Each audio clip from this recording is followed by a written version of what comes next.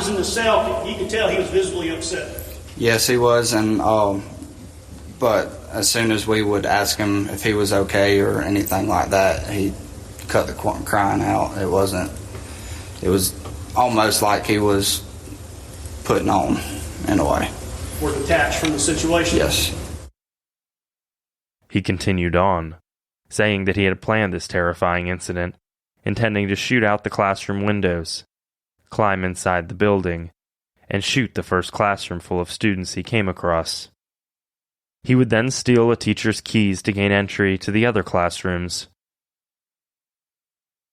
Unashamed of his disturbing actions, Dan continued talking to police, saying that he genuinely wanted to use his father's Ruger Mini semi-automatic rifle.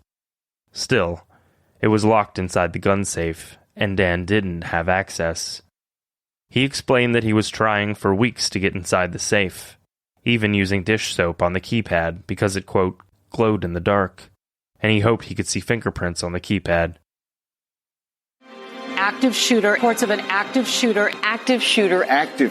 mass casualty incidents.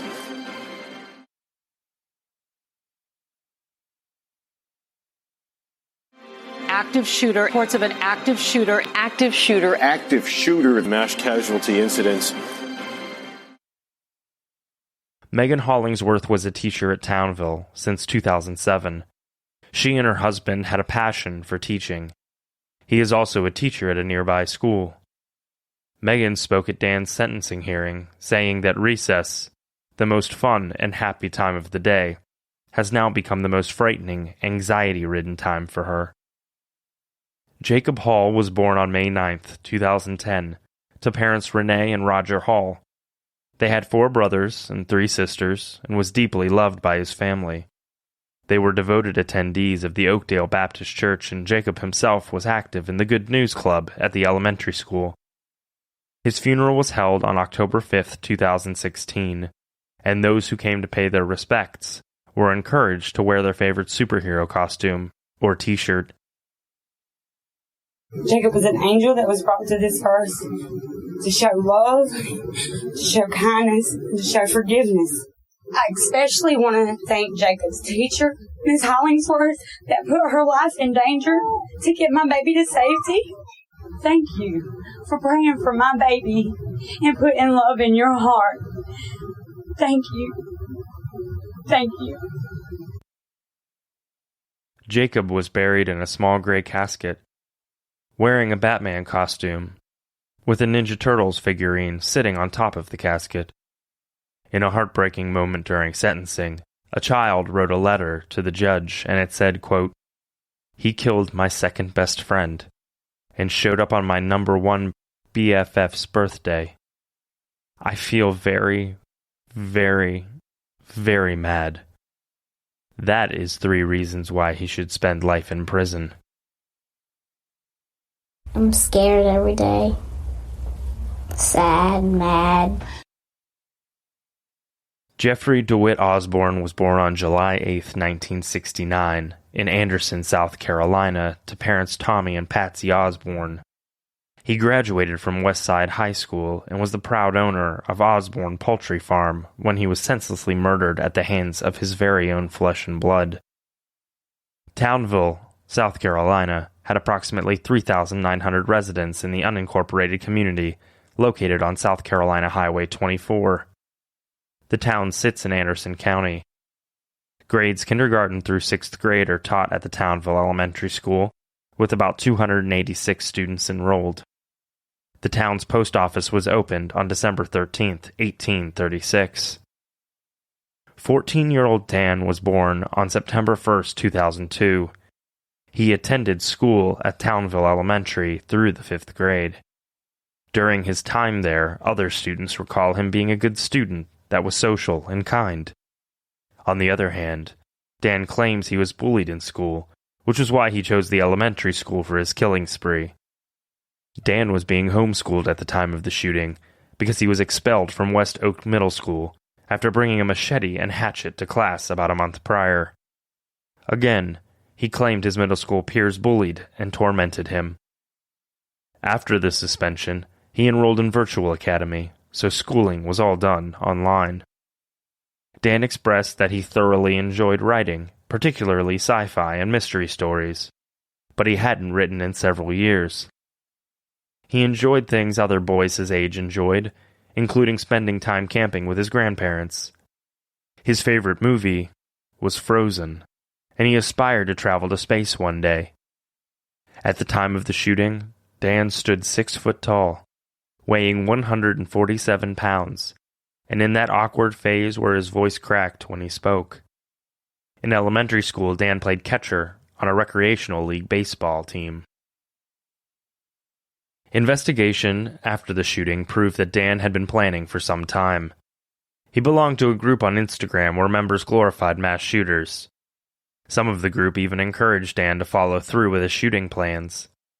Further investigation showed that Dan spoke with the group the very morning of the shooting. He flat out told them that he was going to shoot up the school. Additional internet searches showed that Dan was finalizing his plans seriously in the days leading up to that fateful day. Dan's family lived on, owned, and operated a poultry farm. His half-brother, with whom he shared a mom, was away, attending college at the University of Texas in Austin as a physics student. He also had a sister, and while his family was tight, he spent most of his time with his paternal grandparents. History was Dan's favorite subject in school. He particularly enjoyed learning about the Civil War and World War II. Dan enjoyed fishing with his dad, playing baseball, running track, and shooting airsoft guns. Because of the incident at his middle school involving weapons, Dan was on juvenile probation after he was convicted of disrupting the school. After the incident, Dan was transported to a juvenile detention center where he spent a few days. The center was located in Columbia, South Carolina, and it is for that reason the center is called Columbia. Dan's favorite pastime seems to be shooting guns with his dad and doing target practice. Father and son would use an old water heater and old washing machine for target practice. There were hundreds of bullet holes riddled through the old machines. The target practice shooting was on their property, yet well away from the house. Fully admitting his crimes, Dan didn't hide what police knew. He was planning this shooting for about 2 years leading up to the attack, even going so far as to research police response times. He came clean about planning to throw pipe bombs into all classrooms, and then planned to engage in a shootout with the police before turning the gun on himself. Dan later confessed to a psychiatrist that he used to pull the legs on crickets and smashed frogs against the concrete. Dan's mom told police investigators that Dan was becoming more challenging to raise recently, spending most of his time locked up inside his bedroom, spending hours online researching various firearms and playing first-person shooter games. Psychologists who met with and evaluated Dan indicated that he showed no remorse, and in fact, he constantly smiled, never seeming to be uncomfortable. The online investigation showed Dan had serious plans in motion about 6 days before, telling his online groups that he knew that the school didn't have an armed security guard, and that he could arrive there by driving within 4 minutes. While there were no guards at the elementary school level, the middle school did have them, which stopped Dan from taking his shooting elsewhere. Dan was charged with 2 counts of murder, 3 counts of attempted murder, and 5 counts of possessing a weapon. He was waived out of family or juvenile court on February 16, 2018, and sent to General Sessions Court, where he would be tried as an adult. If Dan stayed in juvenile court, he would be released from jail when he was 21. Being tried as an adult means Dan can be punished with life in prison. Because of his age, Dan could not be eligible for the death penalty. The hearing to determine which court Dan would be tried in lasted 5 days, and Judge Edgar H. Long eventually ruled for trying Dan as an adult. That the state's motion to waive the juvenile to General Sessions Court should be granted. Dan pled not guilty to all counts on September 7, 2018, and on December 12, 2018, He pled guilty to 2 counts of murder and 3 counts of attempted murder. He pled guilty to 2 counts of murder, one for his father, one for Jacob Hall. Both of those murder charges carry a minimum of 30 years, a maximum of life without parole. Murders day for day in South Carolina. The weapons possession counts were dismissed with the plea agreement, along with Dan's right to a jury trial, as negotiated in part by his defense attorney, Frank Epps. Sentencing wasn't until almost a year later, on November 13, 2019. Dan was sentenced to life in prison without the possibility of parole, plus 30 years for the attempted murder charges. He currently resides at the Lieber Correctional Institute in Ridgeville, South Carolina. Dan's grandfather advocated for him to get a sentence lesser than life imprisonment.